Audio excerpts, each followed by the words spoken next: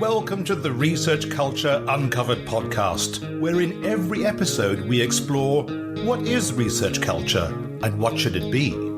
You'll hear thoughts and opinions from a range of contributors to help you change research culture into what you want it to be. Hello, welcome. I'm Tony Bromley. Welcome to the Research Culture Uncovered podcast. This is season 2, where we are talking to presenters at the Researcher Education Development Scholarship Conference in 2022. The conference theme was how do we stop losing talent in research careers? And from that, of course, we covered a great deal of things in terms of research culture. Today, I'm delighted to have with me, particularly two people, and we will explain further. So I have Åsa and Anne, and they presented Screwed from the Start, How Women Perceive Opportunities and Barriers for Building a Successful Research Career. So just quickly, hello, Anne, hello. Hello, nice to meet you. Thank you. And how, Åsa, hello. Hi, thanks for having us here. And I'll try, for the listener, I'll try to make sure you know who is speaking as we go through the podcast. I wonder if we can start perhaps, and if you just want to explain the people that you had as a group. Yes, maybe also you can start and present yourself. You're the main author. Yes. So my name is Åsa Berggren, and I am a researcher and teacher at the Swedish University of Agricultural Sciences in Sweden. So I've been part of this very interesting study that I hope we can talk to you about now. Yes, so my name is Anne Grubbström, and I'm a researcher at Division of Environmental Communication, also at SLU. And I've been involved in issues about gender in different fields, as for example, forest education, young farmers, young people in the countryside. So I'm interested in improving opportunities for young women in different contexts. But lately then I focused on academia together with Åsa and also with two other co-authors. I'm also working as an educational developer at SLU and together with Cecilia Almlöv. And Cecilia, she's also a doctoral student at the Royal Institute of Technology in Stockholm. And her research focuses new co-supervisors. And she's also an educational developer then together with me. And Cecilia has, through her research, many insights about early career researchers. And Alexandra Dursu, she has a background as researcher in teaching and curriculum. And she was a teacher at Pennsylvania State University in the US, but now also work as an educational developer at SLU. And we met Åsa then when she attended courses and seminars that we have arranged and found out that we were all interested in to dig deeper into the situation for early career women and thought that we could contribute with different perspectives together. Okay, thank you. There was one thing, just to probably distract slightly. Åsa is sat in front of an image which has some berries on it, and I, being inquisitive, I did ask before we started recording this what the berries were, and it seems to be a Swedish particular delicacy, is it, Åsa? Yes, and they're lovely to eat, and they're lovely to look at. There's a red, round, sort of luscious berries in the green foliage here, and they mature in autumn, and you have them in jam, and it's called lingonsylt in Swedish, so lingonberry jam, and you have it with lots of sort of savory meats and the Swedish meatballs you have them with, so they are lovely. So try that if you have a possibility, or come to Sweden and pick and make some jam yourself. I'll put it on my list of places to visit. Sorry for that distraction for people listening to us, so we can get back to the topic of the conversation. So I did wonder how people came together as a group. So you've described some of that as you did that introduction in terms of you coming together as a group. So we may want to move on to perhaps the next aspect of the podcast that we discussed. So how did you carry out the work? How did you get participants involved? So if we perhaps go to Åsa for that one.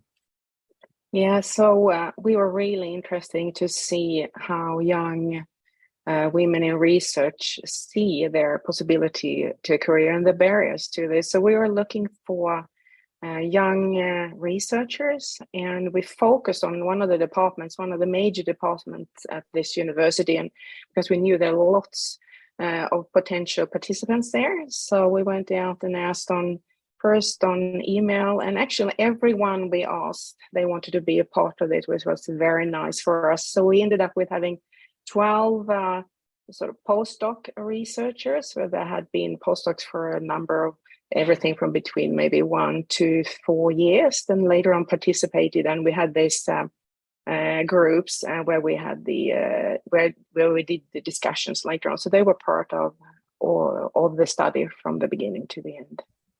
In terms of study, then, what were the main findings that you picked up from the study? And one aspect I was in reading your abstract, you talked about tangible resources. So just to be clear, I just wondered what you meant by specifically the sort of resources that you were talking about.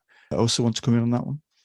Yeah, I can talk about that. Yeah, so resources is a sort of a major focus of our paper, and how that affects how women can make a career within academia. And we can talk about resources as both tangible and intangible. So tangible resources are something you actually can touch then, or you can see clearly. And that is sort of getting either resources or funding for your project or your experiments or studies or whatever you do, or getting actually position. And we know that the position is actually, the really end point to some researchers in academia is when you get sort of a solidity and can maintain in academia. So these are sort of two tangible resources, and intangible resources should not be considered less valuable, actually, because there is resources could be extremely valuable. It's like being part of your or other more senior people's network, or be part of applications, or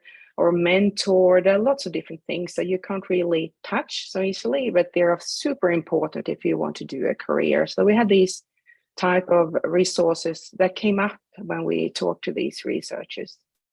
In terms of the main findings, I don't know whether Anna also want to come in on. So what were the main findings? You did talk about barriers, and it's really interesting for me to see the differences as you've contrasted between what men how men can progress and the less difficulty they have. So do you want to say more about what the barriers were and what those particular difficulties were? Also. Yeah. So we there were several things that came up from these discussions, and what they actually expressed was that they could see that the organization allocated the majority or lots of positions, at least, to men instead of women. So they could see like for their point of view, what's the future for them in academia, when they see they obviously they don't want us here, sort of that's how they felt. And they felt like the university don't invest in women, and they don't want to keep women, it looks like. So they actually regarded their chances as quite low to maintain in academia then. And they also expressed that they felt that the workload that they had were different compared to their male colleagues at the same level. They felt like they had to work super hard all the time to be able, on the same level as other postdoc researchers. And some expressed as well that they had been in situations where they had colleagues, men that could sort of be ill prepared and so on, still be valued equal or higher than them. So it was a huge sort of, they felt they were not the norm and they had a big question mark about their future there in terms of resources and so on. I was interested because we had the keynote presentation at the conference, and she talked about how we value the various aspects of the work that goes on, and she said that in her research that women, I'm trying to represent her correctly, but women tend to do things that the system doesn't or more likely to do things that the system doesn't value so much. So she talked about the pastoral carer, which is more likely to be women doing things. So did you find that women were doing things that weren't as valued in the system, but are, obviously extremely valuable, as quite often the system wouldn't run without these things happening, but they're not what's valued in terms of promotion? Did that chime with your sort of research? Yeah. It is. Yeah, I think like an important result is that women in our study, they feel socially included. I mean, they do a lot of these things, as you mentioned, but not intellectually included. They were not felt that they were treated as intellectual equals. It's interesting, and that's why the keynote speaker was calling for a reevaluation about what we value, if I'm using the word value too much, but a reevaluation of what we value as important within these systems. It's interesting that you had similar findings. In terms of the outcomes of the research, then, you do begin to suggest ways that things could be improved. So I just wondered if you want to come in on outcome in terms of your outcomes, or what you think we could do about this. Yeah. Is that Anne? Yes. First, I would just want to say maybe also that it was hard for before we go into that it was hard for them to be included in the networks. Like they have this formal doctoral supervisors, but it was really hard for them to come into that network. So it's basically up to themselves to build their own network. So I just wanted to add that also. I think that's important. But I did wonder, actually, what you mentioned the university. When we refer to the university, I just wondered what the university was in terms of senior people. So is the university male dominated, perhaps? Does that, or actually does it not matter? When we refer to the university, does it still not favour or support women, even if it isn't demographically male, particularly? What were your thoughts on that? I think if you look at it overall, it's pretty 50-50-ish. But if you look at different sort of fields, so on, it can vary a lot. Mm-hmm. But in general, when you look at the figures at this university and at other universities in other countries as well, it's what you see is like, even if you have 50-50 from the beginning, or even in some cases maybe female dominance in the earlier education, then as when the resources are getting smaller, or when it's really prestigious point to get to that threshold, then you see it's totally sort of flipping towards a male bias. And I think it's so what we're seeing here in terms of that is like what you see everywhere, exactly, if you start to look at the numbers. So I think it's quite a general pattern that we have discovered. Yeah. And I didn't want to highlight your respective university as any different from any others out there. I think I kind of distracted with another question. We were talking about the potential things that you could do to improve matters. I didn't. If Anne, if you want to look at your findings in terms of how you can improve things. Yeah, I wanted to say also that it's they experience that it's a lack of meaningful actions, in a way, that it's a lot of discussions and policies and so on, but what is actually happening? And they experience also that it's an awareness, but it's like a gap between talking a lot and the acting. And also you can say something about what they say that they want to do about it. Yes, so they have lots of ideas, actually, really good ideas, and so nice to hear them. It's amazing, actually, facing this really tough environment and still have ideas and put forward these ideas, and sort of somewhere, obviously, they must believe in the system as well. And many are sort of laughing, saying, "I must be crazy, I'm still here," and so on. But they, at least they push these ideas and would love to get some of these out there. And some thought or that came several times on actually this of if it's possible for everyone to see how the universities actually where they put their resources, if it's transparent, who get the positions and who get funding. It could be lots of this funding actually is happening inside the universities, but this is just a black box. People hardly know why and who gets what. So I think a first step, like they suggest, is to get this open. So we see where the money goes. And when we see where the money goes, it's easier to make changes if we actually can see that. So that was a major point that came up. And there were also actions or suggestions that people actually, and everyone that is senior, both researchers, teachers, but also administrators, that they should go on agenda training, that it should be obligatory. So no one can sort of be ignorant about these really important factors. There were some other suggestions. Yeah, no, that's great. I just wonder, just to start pulling things together, is there perhaps one or two key points that you would like people to take away with them? And perhaps, is there something, because I'm thinking here as an individual, is there something I can do as an individual, but is there perhaps things that universities can do? So I don't know who would like to pick that one up. What's the sort of key things we need to take away from this? I can start with one thing. I think it's easy to think that this is only happening at the university that we have investigated, but we hope and want the listeners to think and reflect about their own organization and what's happening there. And I think it's, as you say, I think it's important that all of us can contribute, and that we can make change from our own position. That we are senior, if we are senior researchers, we are role models for early career researchers, and it's important how we behave and what we do. Yeah, absolutely. Also, did you want to come in on perhaps the broader picture? Is there something that universities in general, because it certainly isn't just your university. No, and I think it's important to say that, and like Anne suggests, because we have to look upon ourselves and where we sit, so we don't just ignore it and think this happens somewhere else, because everyone have to acknowledge it. So I think.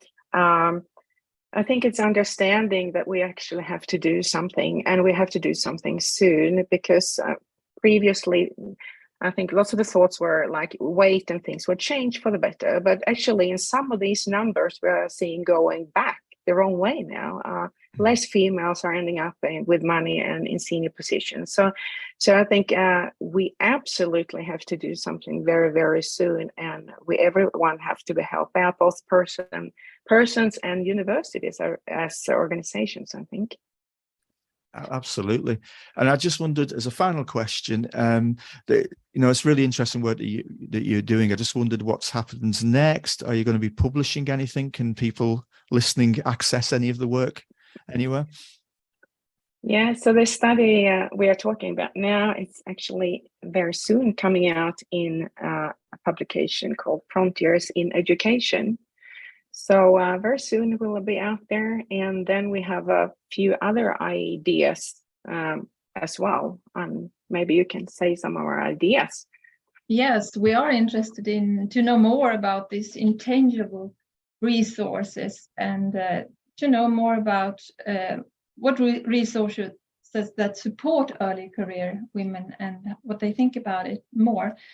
And we have also an idea to get a deeper understanding of the reasons why some of the postdocs dropped out, and how they decide to not continue in their academic career. We know that there have been studies already about that, but we think that we need to know more about it. Thank you. And also the situation for the international early career researchers. Yeah, thank you very much. I'm going to pull things to a close there.